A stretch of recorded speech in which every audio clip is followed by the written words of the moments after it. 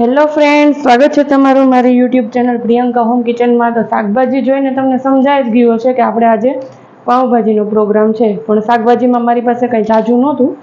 દૂધી, રીંગણા ને ફ્લાવર 3 જ વસ્તુ હતી, તો પણ 3 વસ્તુમાંથી પણ આપણે વ્યવસ્થિત રીતે પાઉંભાજી બનાવી શકીએ છીએ, અને એ પણ વગર પાઉંભાજીના મસાલાથી। તો ચાલો રેસીપી શરૂ કરી દઈએ।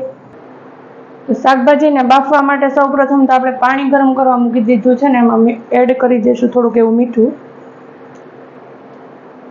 અને એમાં આપણે આ 3 શાકભાજી એડ કરી દઈશું। શાકભાજીને વ્યવસ્થિત રીતે ધોઈ લેવાના છે પહેલાં, પછી સુધારીશું અને પછી ફરીવાર ધોઈશું, કારણ કે જે ફ્લાવર ને એને વ્યવસ્થિત ધોવું પડે। તો શાકભાજી આપણે આમાં એડ કરી દીધા છે।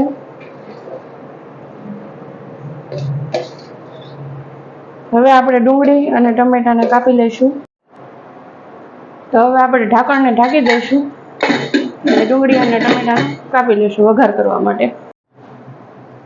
તો આપણે વઘાર માટે ડુંગળી, ટમેટા અને બીટ 3 કાપી લીધું છે એકદમ ઝીણી, અને તમે જો ક્રશ કરવું હોય તો ક્રશ પણ કરી શકો છો, પણ જો કટિંગ કરેલું હોય તો ટેસ્ટ વધારે સારો આવે છે। તો ચાલો વઘાર ચાલુ કરી દઈએ। સૌથી પહેલાં તો આપણે એક પેન લઈશું ને એમાં તેલ એડ કરીશું। તેલ થોડુંક વધારે રાખવાનું છે, જે રેગ્યુલર યુઝ કરતા હોય એના કરતાં। હવે તેલ આવી ગયું છે તો આપણે ડુંગળી એડ કરી દઈશું।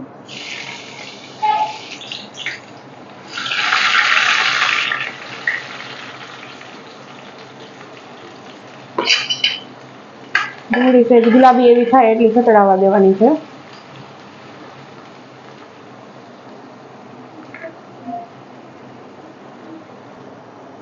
ડુંગળી હવે આપણે સતળાઈ ગઈ છે તો આપણે એમાં ટમેટા એડ કરી દઈશું। ટમેટા પણ મેં ઝીણા કટિંગ કરીને લીધા છે।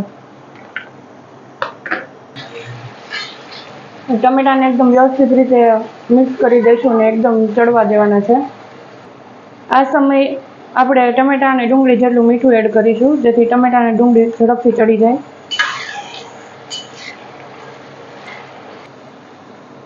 ટમેટા હવે આપણે થોડાક ચડી રહ્યા છે તો હવે આપણે આમાં બીટ એડ કરી દઈશું। બીટમાં થોડોક ગળાશનું પ્રમાણ હોય છે અને કલર પણ સારો આવશે। હવે આપણે ટમેટા, ડુંગળી ને બીટ ચડી ગયા છે તો હવે આપણે એમાં મસાલા બધા એડ કરી દઈશું। સૌથી પહેલાં તો આપણે હળદર એડ કરીશું। હળદર એડ થઈ જાય એટલે લાલ મરચું પાવડર મીડિયમ પ્રમાણમાં એડ કરવાનું છે, બહુ એડ નથી કરવાનું। જે ધાણા જીરું પાવડર એડ કરવાનું છે। આમાં પાઉંભાજીનો મસાલો આપણે એડ નથી કરવાનો, પણ એના બદલે મેં અહીંયા ઘરે જ તજ અને લવિંગ, બાદિયા 3 લઈ અને એડ કરી દીધા છે। આ બધું વ્યવસ્થિત રીતે મિક્સ કરી દઈશું।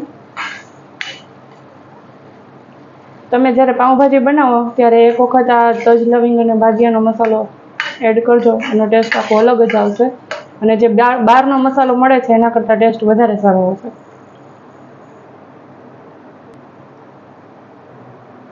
હવે આપણે શાકભાજી બફાઈ ગયું છે તો એને આપણે પાણી કાઢી લઈશું એનું, અને આ પાણીને જવા નથી દેવાનું, એનો થોડો ઘણો ઉપયોગ આપણે પાઉંભાજીમાં કરી લઈશું। જો આને આવી રીતે થોડું ઘણું પાણી રહેવા દેશું આમાં, નાના છે એ આવી રીતે ક્રશ કરી લઈશું।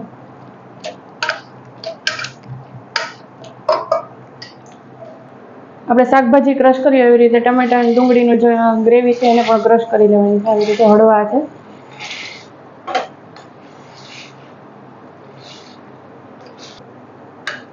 હવે આને વ્યવસ્થિત રીતે આપણે ક્રશ કરી લીધું છે, અને હવે આમાં શાકભાજી એડ કરી દઈશું। જો આમાં એક વસ્તુ નાખવાની બાકી છે, લસણની ચટણી, પણ લસણની ચટણી આપણે સિમ્પલ રીતે એડ નથી કરવાની, આપણે એનો વ્યવસ્થિત રીતે વઘાર કરી અને પછી એડ કરશું, અને પછી એમાં ખટાશ અને ગળાશ એડ કરશું। આપણે શાકભાજી બધું મિક્સ કરી લીધું છે, હવે આપણે લસણની ચટણીનો વઘાર કરી લઈએ। હવે પેનમાં તેલ ગરમ કરી લેશું, અને લસણમાં માત્ર ખાલી લાલ મરચું પાવડર નાખી અને ખાંડી લેવાનું છે, આવી રીતે।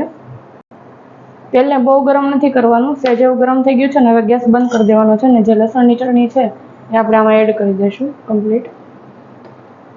બહુ તેલ ઉકળવા નહીં દેવું, નહીં તો લસણની ચટણી બળી જશે। આપણે શાકભાજી જ્યારે વઘાર કર્યો ડુંગળી અને ટમેટાનો, ત્યારે મેં એમાં લાલ મરચું પાવડર ઓછું નાખ્યું હતું, કારણ કે લસણની ચટણીમાં થોડુંક વધારે પડતું લાલ મરચું પાવડર નાખી અને પછી એનો વઘાર કરીને એમાં એડ કરવાથી વધારે ટેસ્ટ આવે છે અને કલર પણ સરસ પકડાય છે. હવે લસણની ચટણી આપણી મિક્સ થઈ ગઈ છે એટલે ફરી વાર ગેસ ચાલુ કરી દઈશું ને એકદમ ધીમો રાખવાનો છે. પછી એમાં આપણે ધાણા જીરું એડ કરીશું અને થોડું એવું નિમક એડ કરી દઈશું લસણની ચટણીના સ્વાદ પ્રમાણે. પછી વ્યવસ્થિત રીતે મિક્સ કરી દઈશું. આપણી લસણની ચટણી તૈયાર થઈ ગઈ છે વઘારેલી. અમે 1.5 લીંબુનો રસ લીધો છે, આપણે એડ કરી દઈશું એમાં. અને ગળાશ માટે આપણે ગોળ એડ કરીશું. ગોળથી ટેસ્ટમાં કોઈ પણ પ્રકારનો ફેર નહીં પડે, જેવો ખાંડનો ટેસ્ટ આવે છે એવો જ આવશે. બને ત્યાં સુધી ગોળનો જ ઉપયોગ કરવો જોઈએ આપણે. હવે આને વ્યવસ્થિત રીતે મિક્સ કરી લેવાનું છે. જ્યારે પણ કોઈ પણ વસ્તુમાં ગળાશ માટેની વાત આવે ત્યારે પહેલો પ્રેફરન્સ બને ત્યાં સુધી ગોળને જ આપવો. ખાંડ એ શરીર માટે બિલકુલ હિતાવહ નથી.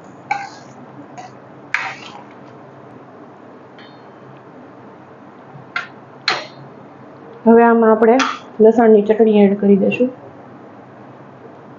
બનાવીને બધી એડ કરવાની જરૂર નથી, એમાંથી થોડી ઉપરથી ભાજીમાં નાખવા માટે પણ રાખીશું થોડીક એવી. બાકીની બધી એડ કરીને મિક્સ કરી દઈશું. આ પાઉંભાજીમાં 2 મેઇન ઇન્ગ્રીડિયન્ટ્સ છે, એક તો લસણની ચટણી અને બીજો મેં જે મસાલો બનાવ્યો હતો સજ લવિંગને બાદિયાને ખાંડીને, ત્રણેય સરખા પ્રમાણમાં લઈને વ્યવસ્થિત ખાંડી નાખવાના. અને એનો મસાલો જે આમાં તમે પાઉંભાજીમાં નાખશો તો એનો ટેસ્ટ બહુ જ સરસ આવશે. અને જેને ગળાશ ન ભાવતી હોય એ ગોળને અથવા તો ખાંડને સ્કીપ કરી શકે છે. હવે આપણે આમાં તેલને છૂટું પડવા દઈશું થોડી વાર. તમે જોઈ શકો છો તેલ છૂટું પડી ગયું છે. તો હવે આપણે ધાણા નાખીને ગાર્નિશ કરી લઈશું. આપણી પાઉંભાજી તૈયાર છે અને હવે એને સર્વિંગ પ્લેટમાં કાઢી લઈએ. ભાજીના પાઉં વઘારવા માટે કુકરમાં મેં તેલ મૂકી અને સેજ જેવી ભાજી નાખી દીધી છે. અને હવે આ બંને પાઉંને આવી રીતના વ્યવસ્થિત મિક્સ કરી દઈશું. પાઉંમાં થોડા એવા કાપા પાડી લેવાના છે